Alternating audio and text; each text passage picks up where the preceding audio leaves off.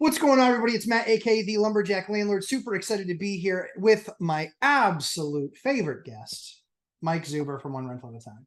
I'm sure you say that to all the girls, but No, I appreciate it nonetheless. I don't. Yeah, just ask Ashley. So what we wanted to talk about was, as most people know, if you're new to the channel, what you probably don't know is that Mike and I read all the comments. Yes, We're not big enough yet. Now, Mike only reads the first one. Yeah, I don't know. I don't get engaged in back and But forth. I'll keep on going because I've got that time, I suppose. But one of the things we like to do is when somebody brings up a valid point or something that we at least want to discuss, we make sure we bring it to you and have that conversation. So this one was on something that Mike was talking about, I think, this morning. And so, Mike, hit me with what we've got. Yeah. So shout out to my team. So yesterday I did a Fresno drive. So I only did my daily financial news, no other videos, which is unusual for my channel. So one of the things my team did is they actually reposted a video of me just having a conversation with the listener, which happened on the second day of the lockdown. 2020, I think it was sometime in February. I'm like, folks, this is going to get weird. It's going to get scary. It's funny. I only listened to the first minute or so because I don't remember all the videos I do, but I basically said rates are going to crash, inflation's going to take off, and this is going to be one of the best housing markets ever. I'm like, oh, I got that right, and I didn't listen to the last 12 minutes. But what that led to is the crash channels. Yeah, there's a lot of crash channels who are far bigger than mine, far bigger than yours and mine combined times 10. Which good for them. They've tapped into a vein that I'm not comfortable tapping into. But what I asked the audience to do is go back to 2020 and look at what they were saying. And a lot of people are responding to this video. They said Ken McElroy in his 30% crash call, he's now unlisted the video. There are other well-known crash channels who preach crash every week, every title. He deletes his 2020 videos. And there were a lot of them. It was almost every week. Yeah, it was 3 times. I mean, it's just insane. So I took a victory lap. I also don't delete things. And I put it out this morning, and then I got this reply. And I want to read it to you verbatim. Sure. So this is name is Favor for a Favor. Okay. A quick note about the crash channels selling fear. Honestly, I think they are selling hope. People are priced not out of investments, but out of homes. They want to believe they have another chance to buy at 2010 prices and be set for life. So sometimes I get comments because usually I quick reply, a couple words done. Sometimes I get replies like, I got like 17 things going through my head. I don't know what to say. So when in doubt, I come to you and I ask you what to say. You're much more on Johnny on the spot. So you get a comment like that. What do you think? I think that it's a unintended reward for the person watching that. I think that the creator is creating it for clicks, and because that's what they believe will happen, and they're looking at a chart or two that justifies their opinion, and that's what's getting clicks. I think on the watcher side, I think there's a negativity bias where a lot of people are watching because people will far more often. Mike, I've talked to creators with channels of 1 million subs and more. They will not put out videos that are really positive. They're like, they don't get the clicks. Well, I mean, you can go back and look at them. Yeah, I mean, 5, 6, 7x. Yeah. If you're a big channel, 5, 6, 700% more you get from a negative title than you do. Well, you've seen Graham Stephan. Graham Stephan is jumping on this bandwagon the last couple of weeks talking about a housing crash, and then you actually listen. I'm like, he's like, it's going to be a rough winter, like I keep saying, but he's definitely tapped into the vein. Yeah, 100%. I mean, he's 4 million subs. Yeah, it's going to be as he should. You get, printing 10 grand a video or whatever it is. Good for him. It's an amazing thing. So my response to that person would be, I think that I understand that some people are watching it for hope, although it's not going to happen. It's just not like realistically, it's not going to happen. There's so many components missing. And I think it's giving people permission to wait, to not do anything and to just wait. Just sit back and wait. Let's just keep on waiting. That is the big thing for me. It's permission for not doing the work. Correct. So there's a couple of things that jump out at me. So first and foremost, I don't think I've heard a content creator, even the most crash heavy.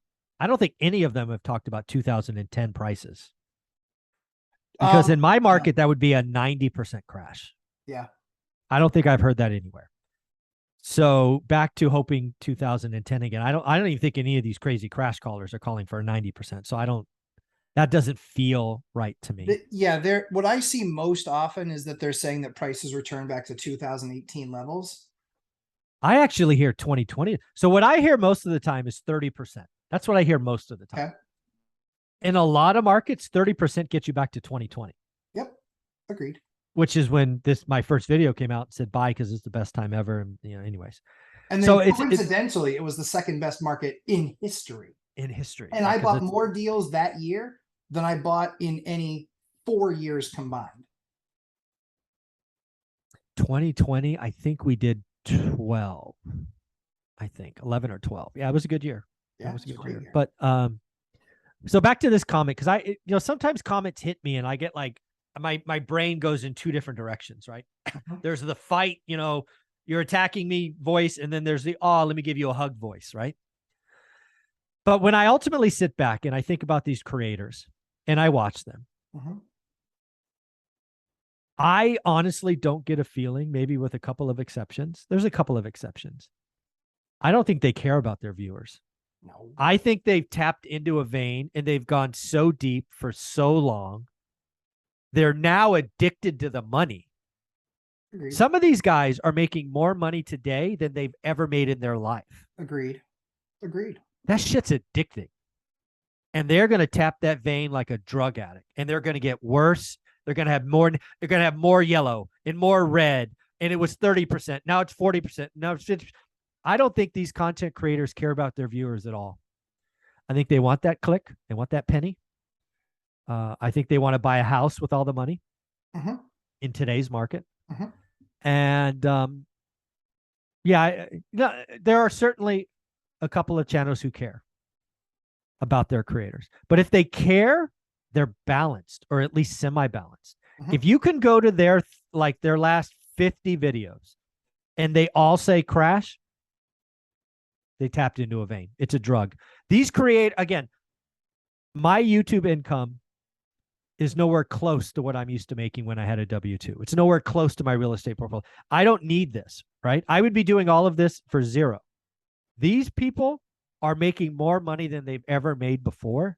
In a lot of cases. So they won't stop. They're just going to keep going. So I think it's all warm and fuzzy to think these are all, Mother Teresa and they're trying to give people hope. I don't think so. I think they're trying to eat 12 minutes of your time and get paid a penny. I think it certainly is partly that. I think there are a couple guys out there that I watch them talking about the market and actually doing the research because they're trying to buy homes as well. I think that obviously if you're on that journey and you're being forthright in that, I think it's important. If you do let's be very clear. My story for 20 years has always been do the work. I'm not a housing bull. I'm not a housing bear. Right. I'm like, get off your ass, get a buy box, look at it every freaking day and only write great offers. Now, if you do that and you get nothing, that's okay. Right. Totally fine. You did the work. I get it. If that's what's happening and you can't do it in this crazy market because the debt structure is this way and the rates are that way and the sellers are stuck in la la land and wish pricing, fine. Right. But do the work.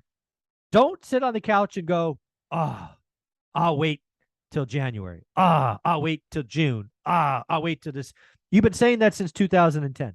We've had 12 years of crash callers. Yes. It's insane. I think the other component to this as well is people don't understand really that they're watching all these channels, and the best that you can do is talk about the nation and then hone in on a spot that's dying. Yeah. And amplify that spot. But there's 400 or 500 other markets. And so I'll give viewers a really good example. Since January 21, so now 19 months ago or so. Yeah. How many deals have you bought? Since 21? Since January 21, how many deals have you bought and hold? Oh, bought and hold, I think 3. Right. So Yeah, 3. I have bought 17. Why is that? That's because I don't yeah, yeah, my exactly. market popped with opportunity. Yours has not yet.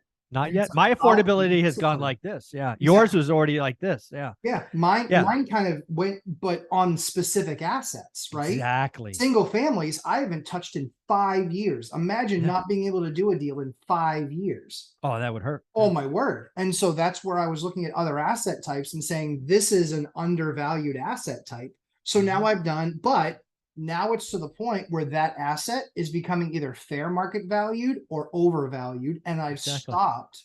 Yeah. Like Yeah. And everyone I that think hits my the mark is market's on the coming. rinse. I Yeah. think I totally agree. I went to Fresno yesterday and talked to 2. Again, these cards I'm milling out, right? Yeah. They work.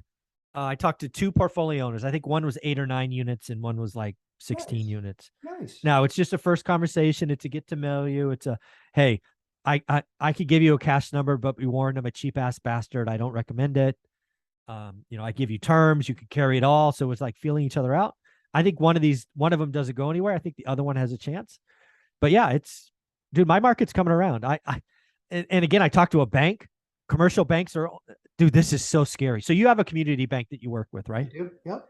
So one of the ones that I've worked with historically, I had to give them PFS, all the standard stuff. So I haven't seen him in 2 years, right? Because we haven't gone to Fresno in 2 years. So I bring him my PFS. We have a coffee conversation. After we do our thing, he pulls out his loan book. Okay. His loan book, I think, is 5 units to 40 or 50 units. And he throws it on the table. And I go, what's this? He goes, you've been talking on your channel, because I watch your channel. I'm like, thanks. That's awesome. Had no idea. And he's like, you've been talking about lenders getting conservative. And you've been talking about, opportunities in small multis, right? Because what did I say 6 months ago? I'm going to buy residential in 1031 like I did last time, read my book. It's like, it's a recipe that's amazing. And he's like, you might have your chance. And I said, what do you mean? He goes, this is our loan book that renews in the next 2 years. Oh. My president has told me that I can only renew 50% of these. No way. Renew 50%? Yeah, because they have 5 and 7 year terms. Yeah. Usually you just roll over and you do it again, right? Blah, blah, blah, blah, blah. But he's like, no, we have seen some of our borrowers, because again, these loans are in place for 5 or 7 years. Right. So this borrower has changed. They've either got too much debt or this or that, or the asset's not performing because you have to give them an asset test every year. He's like, I can only renew half of these. So if you don't know what that means the other 50% have to refi somewhere else, which is possible. Sure. Totally possible. At a gross rate. It's possible. Yep. 2, they may be forced to sell. Yep. Or there is a third option. Some of these guys may have cash and they could pay it off. Yep. This bank will, again, over the next 2 years, are only going to renew half, 50%. And he says it might be less. Wow. I'm like, yeah. Give me a call. Yeah, I am available. So one of the things that was really interesting, right? So I was thinking about this last night. You and I both did the same thing, locked up a bunch of long-term debt. I have a few that were sadly recently purchased. So I've got 5 years, and it was so expensive to get that debt converted. I couldn't do it. It just didn't make, I was like, if I did a deal a day, probably would be the same thing. Yeah. So last year, it was stuff that was from last year. Yeah, I remember. Yep. And so what's interesting though, is that, I refied out, I created about 7 figures, over $1 million. I redeployed that entire million and plus. Yeah, you have. Yeah. But the second well into the 7 figures, I have barely touched. Yeah, I got to tell you, I think you've got to season what you have, because again, I agree with you. I agree with you 100%. You got a lot of chew on today. Yeah, 100%. That's right. And that's what I was thinking about last night, because as I was going through, I was like, all right, it's actually had me consider, basically, I'm going to hire another person. Mm-hmm. And basically for the next year, as units come available, we're going to do our upgrades. Yeah, exactly. Yeah. I think that's smart. So I agree with you 100%. I still look at deals. But Of course. I've even taken it another level higher. If You it's gotta, of yes. 25%, like it Make needs to be- every deal better yes, than the one before, right? it Because again, has you're to not be gonna absolute say like, grand slam. yeah, you were doing 20s, you got a couple in, you're chewing on them. You don't stop, folks. You never stop. Nope. You just up the threshold. And believe me, if you get a couple at 25, then I'm going to tell you to up it to 30. Right? It's just how the game is played. If somebody wants to drop $1 million, like one guy I worked with years ago, he put $500,000 in Olivia and I's hands by the way we structured the deal. The day we closed, we made $500,000 Wow. and it cash flowed. And I'm like, I would do that deal anytime. If somebody ever wants to walk up and give me $500,000, I'll give you my address. Totally cool. We can talk about it, right? So again, do the work, network. Once you get a bunch to chew on, don't stop. Look, that's the big thing. People get their first deal, they get their next deal. They stop. Never stop. Never stop. That momentum, that learning the market, if you stop rebuilding it, it's like starting from scratch. It's hard. Well, you also don't know what things are going to start to get revalued at. Exactly. Yes, you don't know. So it's like, I'm looking at some properties now, thankfully, that even if rents are flat, like that's what I love about my business is even if rents are flat, I still have, margins in the 40s. Yeah. Like good. Even if deals are flat, but even if there's a slight decline or even a decline, all of that is okay. But to your point is I started to look at the book and I said, okay, we redid a lot of that stuff we bought last year, but we're still not finished with that. Then we've got all the new stuff that we got this year. We are absolutely in the position now where we're starting to season. We are. Yep, yeah, exactly. Yeah. You don't want to become overwhelmed. It's like the house with 7 projects going. Yeah, they all get ignored. Exactly. Yeah, they all get ignored. Yeah. So at the end of the day, folks, what we've been talking about on both our channels, there's plenty of opportunity coming. Yeah. And as I've said since day one, there are 2 cycles you must watch. There's a housing market, which lots of channels talk about, but there's also a lending market. That's right. And what these bankers, and again, it's a community bank. It's 3 branches. I think it's, 80 to 100 million bucks or whatever it is. It's not gigantic. But what I was thinking on the way home, I'm like, damn, if the community banks are saying this, yeah, what are the other banks saying? Like, well, it also depends on their lending practices too, right? Because I know that there's a couple banks. So the one that I do business with is overly conservative. There's a couple of other banks that are much less conservative. And I expect that they're going to have bigger. At some day, there will be a wake-up call, and they will get the call that the bank president says, reduce risk, reduce risk, reduce risk. And that's going to mean, sorry, you're going to have to lose 50% of your accounts. The other thing too is if you only have like that mortgage with them, you are more at risk. Oh, absolutely. Yeah. You don't have a relationship, multiple. That's what Grant Cardone's taught us, right? If you guys have ever heard Grant Cardone talk about getting stuck in 08, he's like, I'm not doing this again. Yep. I'm going to be so damn big. I'm part of the bailout. And he is now, right? Some people have asked me, do you think Grant blows up with rates skyrocket? I'm like, absolutely not. No chance. He is, I mean, he may not pay investors back. I mean, there may be, he is not going bankrupt. I don't think. He's just too big now. I agree with you. And he's a lender of last resort, or he's a borrower of last resort for a lot of cases. He's actually the answer. He is to some of the problems, right? There will be operators at half the size of Grant that'll get slammed. They will then call, they'll call 5 people, of which Grant will be one of them, because it'll be Blackstone, it'll be, but Grant will get a phone call and he goes, we have this building in Miami. We know you love Miami. What if we gave you a sweetheart deal and, we'll delay paying, he is now so big. He is part of that very small list of people. So good for him. He did it. He did what he 14 years ago, he said that was the goal. He's there. He is. He's big enough. He's too big to fail. He's too big to fail. Good for him. Mike, tell me what you're thinking about you, my friend.